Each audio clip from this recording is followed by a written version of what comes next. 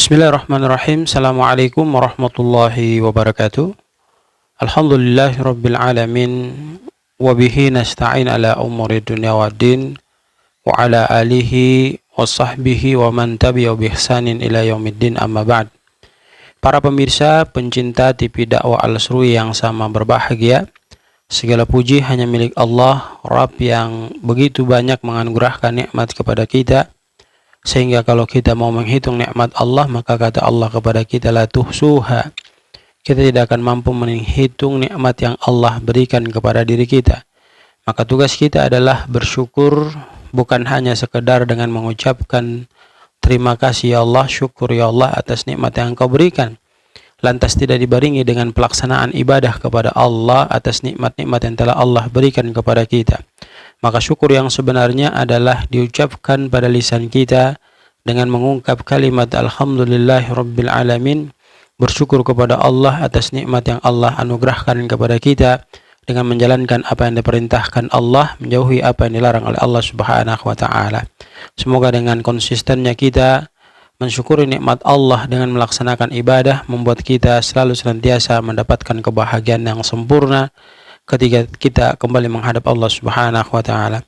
Salat beriring salam kita aturkan kepada junjungan kita Rasulullah Muhammad sallallahu alaihi wasallam, keluarga, sahabat, dan insyaallah sampai kepada kita.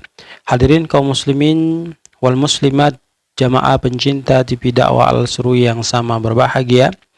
Pada kesempatan yang sangat mulia ini insyaallah kita masih tetap dalam kajian yang sama pada kitab Hadis Arba'in An-Nawawi. Namun di kesempatan yang sangat berbahagia ini, insyaallah kita akan masuk kepada hadis yang kelima yang berbicara terkait dengan larangan membuat sesuatu yang baru dalam agama kita. Dijelaskan an Ummil Mukminin Ummi Abdullah Aisyah radhiyallahu anha qalat, dari Ummul Mukminin Ummu Abdullah Aisyah radhiyallahu anha, dia berkata, qala Rasulullah sallallahu alaihi wasallam, Nabi sallallahu alaihi wasallam itu telah bersabda, man ahdatsa fi amrina hadza ma laysa minhu fahuwa raddun. Dijelaskan oleh Nabi sallallahu alaihi wasallam, siapa di antara kita yang dia itu mengada-ada suatu perkara dalam urusan agama dan perkara itu bukan daripada contoh atau berasal daripada baginda dan para sahabatnya Nabi sallallahu alaihi wasallam, fahuwa raddun, maka amalan tersebut akan ditolak oleh Allah Subhanahu wa taala. Rawahul Bukhari wa Muslim. Hadis ini disampaikan oleh Bukhari dan Muslim. Kemudian wa fi riwayati li Muslim, dan dalam riwayat Muslim dijelaskan kepada kita, man amila amalan laisa alaihi amruna fahuwa raddun.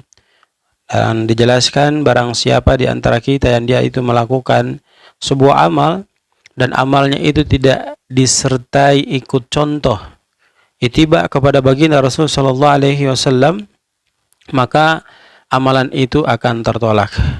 Hadirin yang sama dirahmati dan dimuliakan Allah, hadis ini memberikan pembelajaran kepada kita bahwa sesungguhnya kita diperintahkan untuk belajar agama agar kita memahami konsep daripada ajaran agama kita yang sebenarnya, yang sesungguhnya. Sebab kalau kita tidak menyempatkan diri kita, mengisi waktu kita untuk mempelajari agama, dikhawatirkan kita melakukan sesuatu amalan yang mungkin bagi menurut pandangan kita itu baik, namun di mata penjelasan daripada Nabi Shallallahu Alaihi Wasallam itu tidak akan memberikan manfaat kepada diri kita. Sebab Nabi tegaskan kepada kita dalam hadisnya yang diriwayatkan oleh Imam Muslim, man amila amalan laisa alaihi amruna fahuwa raddun. Siapa di antara kita yang dia itu melakukan amal namun dia tidak mencontohi baginda Rasul Muhammad sallallahu alaihi wasallam, maka amalannya itu akan tertolak. Dan perlu kita garis bawahi juga dengan salah satu contoh daripada hadis Nabi sallallahu alaihi wasallam. Nabi tegaskan kepada kita ini sebagai bentuk pengetahuan kepada diri kita agar kita paham bahwa perintah Nabi kepada kita itu menyuruh kita untuk belajar. Sebagaimana hadis Nabi SAW menjelaskan kepada kita, "Sallu kama ra'aitumuni usalli." Salatlah kalian sebagaimana kalian melihat diriku salat. Coba kita perhatikan, kita pahami makna daripada hadis tersebut. Nabi katakan, "Salatlah kalian sebagaimana kalian melihat diriku salat." Artinya apa? Kita diperintahkan untuk mempelajari kafiat, ya, tata cara daripada pelaksanaan ibadah salat yang akan kita lakukan sebagaimana yang dicontohkan oleh baginda Rasulullah Muhammad sallallahu alaihi wasallam. Itu pun nanti terkait dengan bagaimana cara wudu, baginda Rasul Muhammad sallallahu alaihi wasallam harus kita ikuti sesuai dengan apa yang sudah dicontohkan oleh baginda Rasul Muhammad sallallahu alaihi wasallam. Maka kita harus berhati-hati dengan amalan-amalan yang kita lakukan, sebab kalau tidak sesuai dengan apa yang dicontohkan oleh baginda Rasul sallallahu alaihi wasallam maka akan tertolak. Ini telah dijelaskan oleh Nabi sallallahu alaihi wasallam dalam riwayat Muslim yang kembali lagi kami sampaikan, "Man amila amalan laisa alaihi amruna fahuwa raddun." Barang siapa melakukan amal namun tidak disandarkan atas perintah Nabi dan para sahabatnya, fahuwa raddun, maka tertolak. Hadirin yang sama dirahmati dan dimuliakan Allah Subhanahu wa taala, maka kandungan hadis ini memberikan pembelajaran kepada kita. Yang pertama, setiap perbuatan ibadah yang dilakukan oleh seorang hamba di muka buminya Allah Subhanahu wa taala yang tidak bersandarkan pada dalil syar'i, ketetapan daripada Allah dan Rasulnya, maka ditolak dari perbuatan atau pelaku yang melakukan perbuatan tersebut. Yang kedua, jemaah sama dirahmati dan dimuliakan Allah, larangan untuk melakukan perbuatan yang diada-adakan. Sebab perbuatan yang diada-adakan adalah merupakan perbuatan yang buruk yang tidak berdasarkan syariat daripada ajaran agama kita. Kemudian yang ketiga, Islam adalah agama yang berdasarkan ittiba. Arti ittiba di sini maksudnya adalah mengikuti contoh apa yang disampaikan atau dicontohkan oleh baginda Rasul Muhammad sallallahu alaihi wasallam. Bukan sekedar mengikuti suatu amalan namun tidak disandarkan, tidak diikutsertakan kepada baginda Rasul Muhammad sallallahu alaihi wasallam. Jadi pada prinsipnya kita dilarang untuk mengada-adakan sesuatu amalan tanpa dalil dari baginda Rasulullah Muhammad sallallahu alaihi wasallam. Maka kita harus berusaha untuk menjaga dari sikap kita, perbuatan kita, kemudian amalan-amalan kita dari sikap kita. Maka kita harus menjaga dari sikap kita terkait dengan perbuatan kita, ya, amal-amalan yang kita lakukan jangan sampai berlebih-lebihan dan diikutsertakan dengan sesuatu yang diada-adakan, yang dengan itu akan memberikan kerugian yang nampak besar pada diri kita.